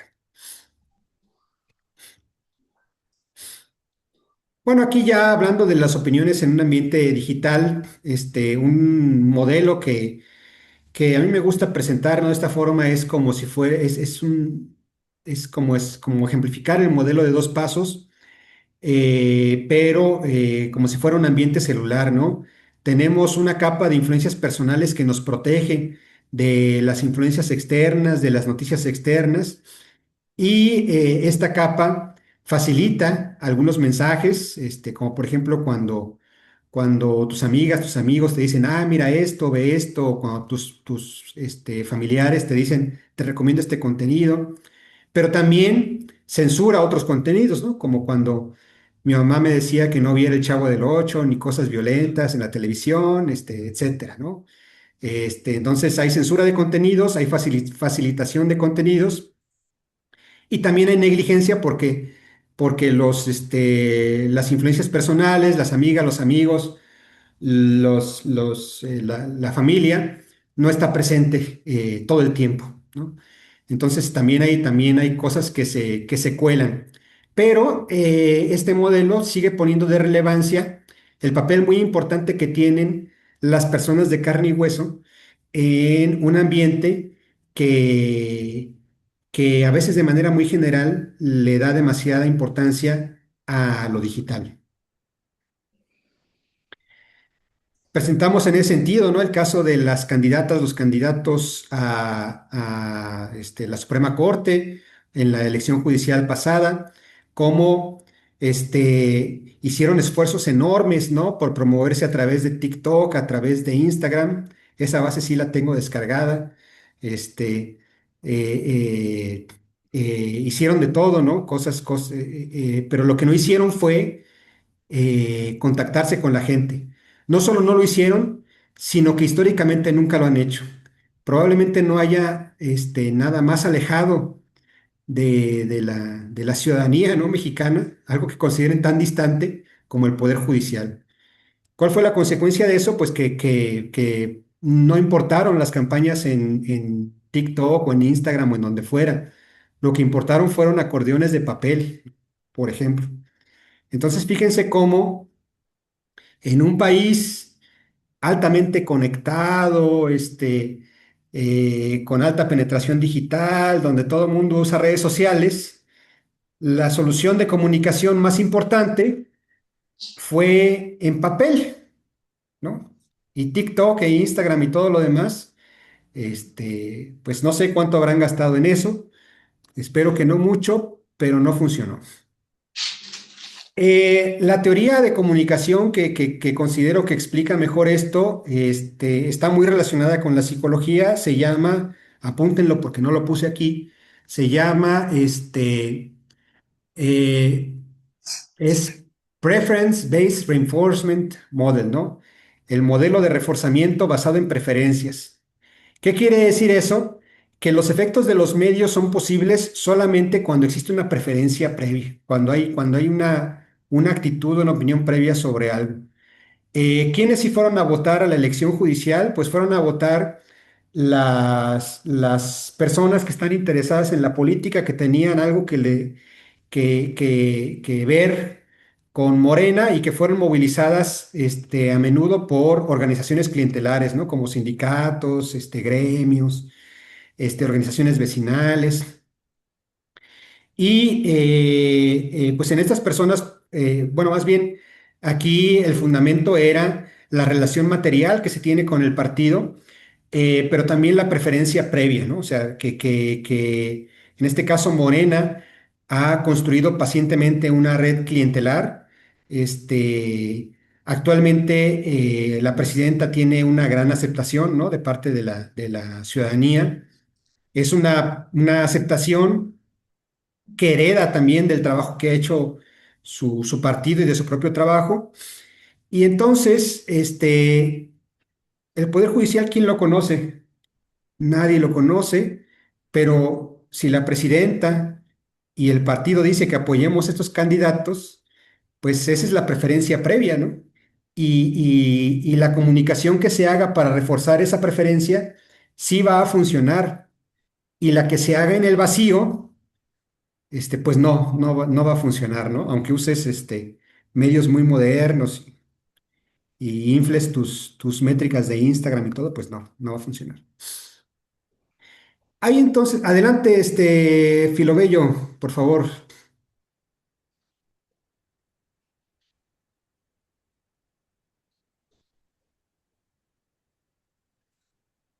Axel, no te escucho, perdón, no sé si estés ya hablando.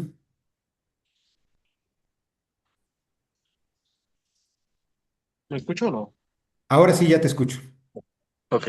Digo que en el aspecto del que comentaba usted que la influencia que tiene o que tuvo la presidencia sobre los votos del aspecto judicial, más que nada, bueno, y lo comento porque estuve cerca, me contó el tiempo de votos, más que eso, verdaderamente nunca hubo en sí un pueblo interesado, sino más bien era un compra de votos, porque digamos, a mí me tocó en una sección de municipios contar los votos y siempre se encontraba, se veía y veía usted los mismos números escritos de la misma manera, parecía que la misma persona había puesto los mismos votos en el mismo lugar, entonces es como que decía, verdaderamente el pueblo nunca estuvo interesado en esos votos y más bien fue una compra, pues, de una manera, pues, bueno, ilegal en este aspecto, verdaderamente no hubo un interés. Bueno, sí, legal, no sé si apoyar esa opinión, pero definitivamente es muy importante lo que dices de que el pueblo o la ciudadanía no estaba interesada. Eso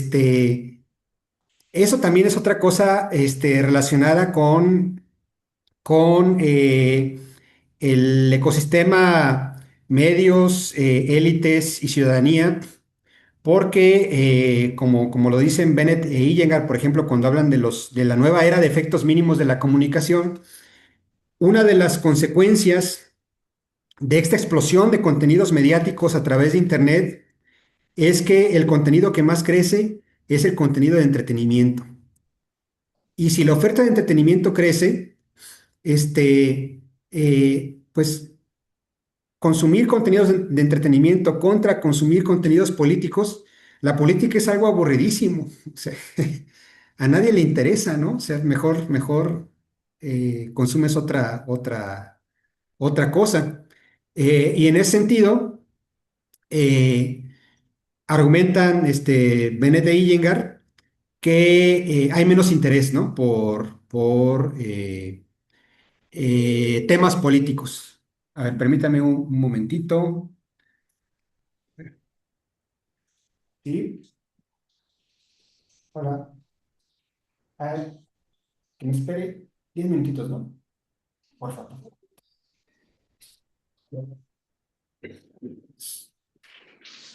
Bueno, entonces decíamos que, bueno, esa es una consecuencia, ¿no? Que hay mayor desinterés incluso por discutir, asuntos controvertidos, ¿no?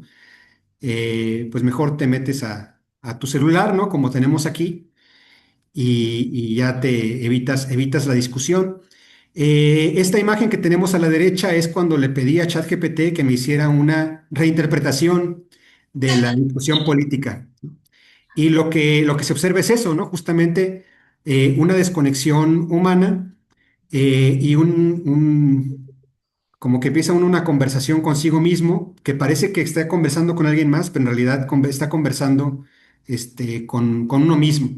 Creo que esa es una fantasía tecnológica que afortunadamente no se ha llegado a producir porque las personas siguen utilizando los dispositivos electrónicos, las redes sociodigitales, el ecosistema de medios como algo secundario, como un apoyo a sus propias discusiones. Siguen teniendo un papel muy relevante las influencias personales, sobre todo familiares, en la formación de opiniones y de actitudes, pero ciertamente hay una presión para llegar, ¿no? A ese extremo, y es una presión que no solamente se da en el campo de los medios, ¿no? Sino que se da también en el campo económico. Es decir, por ejemplo, familiares, madres, padres más precarizados, ¿no? Pues tendrán menos tiempo de hacer como mi mamá y censurarme los contenidos violentos, ¿no? O los programas tontos, no sé. Entonces, sí hay una presión porque los mensajes entren más directamente aprovechando la tecnología. Y en fin, hasta aquí lo vamos a dejar. Espero sus comentarios o sus preguntas. Adelante, por favor. Sí, yo también, bueno, yo pensé que ibas a tocar a lo que ahorita ya está más en boga, de la inteligencia artificial, y que ya cualquiera puede, pues, generar una imagen y tal. Y bueno, lo vimos, pues hace poco, ¿no? Con el avión incendiado y la Ibero de aquí de León incendiada, con las mismas llamitas en todas las escenas. Pero pues de cualquier forma, pues sí lograron generar un ambiente de bastante miedo, ¿no? Sí, yo diría ahí también que hay dos cuestiones, ¿no? Ese miedo es posible a partir de un conocimiento previo de la realidad. Culiacanazo. Sí, pero además el conocimiento de que no es impensable, ¿no? Que el crimen organizado incendie una escuela o un avión. Sí, exacto, ¿no? Culiacanazo también influyó en ese aspecto. Entonces, no es que solo la IA haya hecho eso, ¿no? O sea, sí hay, sí hay algo real que, que, que fundamenta la credibilidad de lo que se puede hacer con inteligencia artificial. Y la otra cuestión es que yo matizaría ese asunto de que cualquier persona puede hacerlo. Claro que cualquier persona, bueno, o sea, no se necesitaría mucha preparación, ¿no? Pero no es cualquier persona quien lo hizo. O sea, quien lo hizo fueron, pues tanto operadores del crimen organizado como opositores, pues de la presidenta, ¿no? Del Estado para maximizar la gravedad de la situación. Que no digo que no sea grave, ¿no? Que no haya sido grave, pero se hizo con esa intención. Entonces, una vez más, no es que quien sea, no es que se use de manera ciudadana, sino que las élites están aprovechando mejor esas herramientas que la ciudadanía que principalmente no participa. Y la otra cuestión es que justamente porque sabemos ahora la capacidad tecnológica para generar fake news, es que hay mayor desconfianza en general en las noticias. Y a partir de que hay mayor desconfianza, es que nuevamente pues hay menores oportunidades para la persuasión. Si bien la persuasión es difícil, pues ahora es más difícil porque no le voy a creer al contenido que está en contra de lo que yo creo, porque voy a decir es contenido preparado por opositores, es fake news, lo hicieron con inteligencia artificial. En fin, hay mayor desconfianza a contenidos que se hacen con ánimo de persuasión. Y en ese sentido, pues abona esto a que los efectos de los productos sigan siendo mínimos, aunque estén potenciados por inteligencia artificial.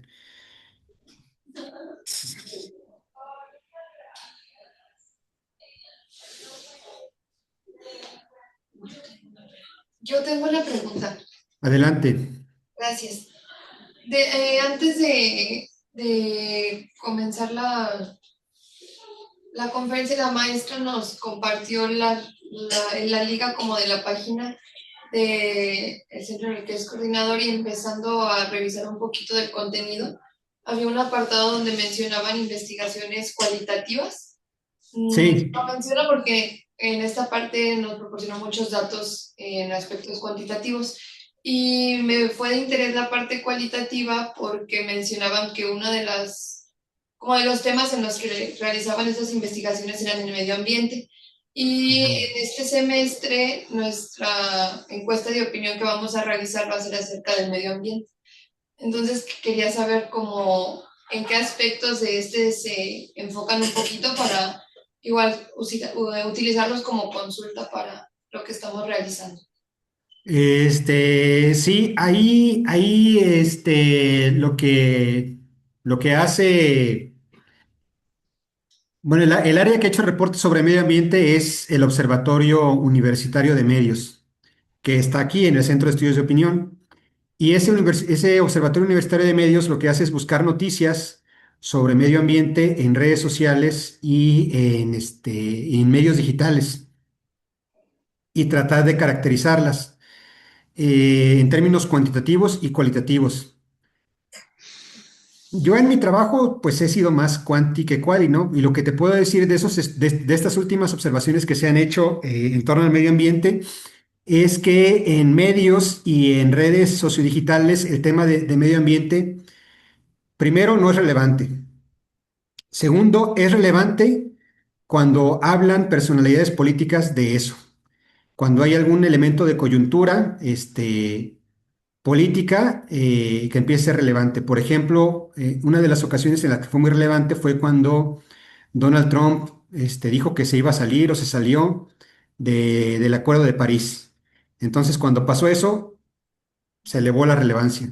O cuando iba a ser una de las reuniones de seguimiento del Acuerdo de París, que se juntaron muchos líderes, ahí también hubo muchas noticias de eso. En ese sentido, yo diría que al momento es lo que pasa, ¿no? Que los temas de medio ambiente no son relevantes, sino en tanto son materia de discusión por personalidades políticas y son vistas más como un tema de estrategia política que por su relevancia ambiental. Creo que por ahí tenemos una base de datos abierta acerca de eso, o por lo menos si tenemos un reporte en la revista VServa de temas ambientales. Lo busco y se lo paso a la doctora Gaby para que lo socialice.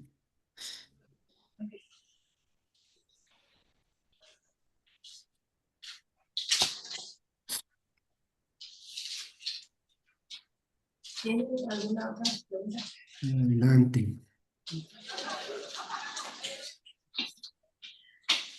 Ok. Pues mira, Yo tengo ok. Es que no sé si me perdí un poco, pero no alcancé a escuchar la parte que nos dijo que nos iba a resolver más adelante, de que antes le atribuían efectos máximos a la tele como fuente de influencia y que ahora son efectos más mínimos, o más bien es una síntesis de todo, no lo sé. Sí, efectivamente, en términos de la relación entre medios, ciudadanía y élites políticas, se hablan de diferentes etapas. Primero, una primera etapa de efectos mínimos, que es como la que ilustra la pintura de Emile Friand, ¿no? Y esos efectos mínimos, se decían así porque decían los medios no tienen la capacidad de persuadir a las personas, son las personas las que persuaden a otras y además es algo, muy difícil. Pero hay que contar que en ese entonces, 1880, inicios de 1900, pues no había televisión. Y cuando llega la televisión, muy rápidamente penetra en todos los hogares y muy rápidamente evoluciona tecnológicamente y de ser una televisión en blanco y negro, empieza a ser televisión a color, con música, con sonido, con efectos especiales, una televisión que además recoge acontecimientos de todo el mundo en una época en la que estaba la Guerra Fría, estaba la amenaza nuclear sobre el mundo y donde las personas tenían esa necesidad de saber más allá de lo que pasaba en su vecindario. No solo eso, sino que además los medios de comunicación masiva estaban concentrados en pocas manos establecieron rápido relaciones con la élite política. En el caso de México es famoso el contubernio entre Televisa y el PRI, y de esa manera tenían un control casi completo sobre la información que se difundía en el país. En esta época es difícil hablar de efectos mínimos, más bien tenemos que hablar de efectos máximos, porque la televisión tuvo una influencia cultural muy importante en la formación todavía de mi generación, pero sobre todo de las dos, tres generaciones anteriores a la mía. Y la cultura mexicana, el modelo de familia, los chistes, todo, la música, todo eso se difundió a través de la televisión y del cine, controlados por Televisa y por el PRI. Así como un resumen muy rápido. Y ahora se dice que estamos en una nueva etapa de efectos mínimos por la explosión de toda esta información a través de Internet, que propicia dos cosas. Primero, que haya menos personas interesadas en política, o que cada vez nos interesemos menos en política, porque hay muchos otros contenidos mucho más entretenidos que los políticos.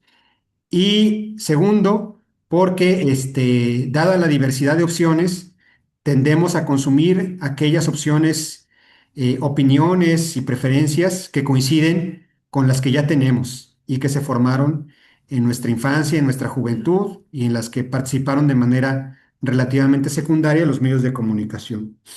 Entonces, a partir de ahí se constituye este modelo, el modelo basado en preferencias, el modelo de reforzamiento basado en preferencias, en donde los efectos de los medios se producen solo si las personas tienen una preferencia o un conocimiento antecedente sobre el tema. Ese es mi resumen.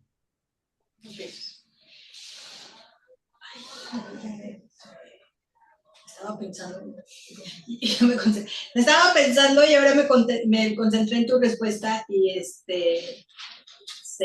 se me fue. Yo tengo una duda igual relacionado un poco con lo que mencionaba la doctora de el impacto de la inteligencia artificial. ¿Hay alguna manera en la cual pueda cuantificarse o visibilizarse el impacto dentro de estos análisis masivos? Porque me imagino que cuando se descarga toda esta información, ¿hay alguna manera de discernir alguna técnica o alguna herramienta entre opiniones que puedan ser de un ser humano a algo que sea una inteligencia artificial? Porque, digamos, el cambio de pandemia, incluso post-pandemia el día de hoy, pues las tecnologías se han vuelto mucho más sofisticadas, e incluso hay pues, investigaciones o los hilos, ¿no? Los mismos hilos en X, que puedes ver cómo entre ellas mismas, las inteligencias artificiales crean identidades profundas y sofisticadas que no, ya es muy complicado realmente ver si son pues, personas reales. Y solamente quisiera ver si ustedes tienen alguna técnica o cómo se discierne esto, o si están nada más dentro del margen de error de los análisis. En en las bases que hemos descargado, bueno, sobre todo las de Twitter, ¿no? En ese entonces no era popular ni viable el uso masivo de la inteligencia artificial, y por eso no tenemos esa observación. En el futuro, más bien en las bases del futuro, o sea, no que la inteligencia artificial del futuro, sino en los análisis que hagamos en el futuro, tendremos que enfrentarnos a ese problema. Si pasa la reforma electoral, eh, al menos parte del contenido estará etiquetado, ¿no? Como que fue elaborado con inteligencia artificial o no. Y podremos depender de eso, pero como dices, pues hay formas de ocultar eso. Eh, Mi hipótesis al respecto, muy preliminar, es que igual no va a importar, ¿no? Porque si bien las inteligencias artificiales pueden producir, no sé, contenido que parezca que está hecho de un humano, pues lo va a consumir quien tenga la opinión que sea similar, ¿no? A esa inteligencia, o a quien ordenó a esa inteligencia que produjera cierto tipo de contenido. Entonces el efecto sigue siendo mínimo porque no te expones a, a una fuente opuesta de persuasión. En lo que sí podría servir, pues sería en reforzar, ¿no? Tu opinión, y ese sería el papel de los contenidos producidos masivamente por inteligencia artificial o por alguna otra mediación tecnológica, es reforzar de forma barata predisposiciones y prejuicios previos. Gracias. Ya me acordé. Tú nos presentas aquí muchas de tus investigaciones con respecto a lo político, porque bueno, son los que, y también los que suelen pagar estudios, porque se piensa que si tienes una opinión favorable, pues vas a tener un voto, o tratan de predecir el voto. Pero no sé si tienes investigaciones o si este mismo modelo se utilice para el consumo, porque también sé que se hacen estudios de opinión y tal para poner pues sí, facilitar la venta de ciertos productos. No, ahí sí, ahí sí quedo a deber. De hecho, quedamos a deber en el centro de estudios porque nos hemos centrado mucho en lo político. Tienes razón. Sí, no, de marketing no tenemos casi nada. Okay. Pues mira, por mi parte, y también oí que ya te están esperando, yo creo que nos diste una gran panorámica de algo reciente. Veo que tienes muchas publicaciones. No, después lo vamos a stalkear o esa cosa. Seguramente que tendrás muchas cosas en un research day, muchas cosas que estás mencionando en la publicación, pues para verlas con más detenimiento. En el Google Scholar, en el ResearchGate no tengo nada. Ok, entonces ya vemos por dónde buscarte y para poder también analizar con más precisión algunos de los datos que diste que me parecieron pues fundamental, ¿no? También sobre todo esta idea que tenemos muy, muy extendida de que estas nuevas medios pues son demasiado influyentes, ¿no? Sí, hay que matizar mucho esa creencia. Uh-huh. Y pues nada, estamos a la orden. Ahí también te voy a pedir que me pases la liga de la grabación. Ajá. Y si puedes, la lista de asistentes para checar ahí con mi grupo de estadística. Ok. Sí, esto lo están coordinando los chicos de cómputo. Ahorita les comento que me lo pasen. Muy bien, pues muchas gracias. Gracias, Gaby. Gracias, seguimos en contacto.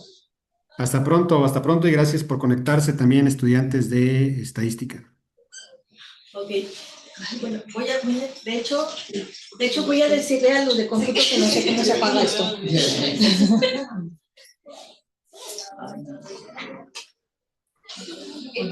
No sé. Creo que no. Sí. A lo mejor tendría que ver. Sí, tendría que ver el. Sí, ella le tuvo que ver. Sí, pero no se escucha. Sí. Sale la grabación como le estamos viendo.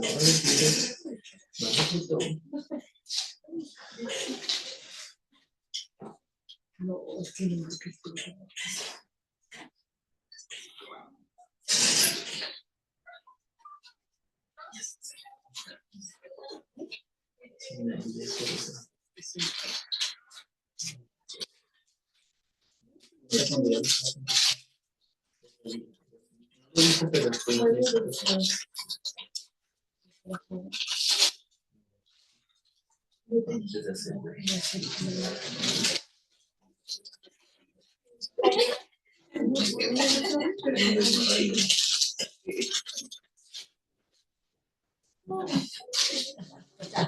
No sé.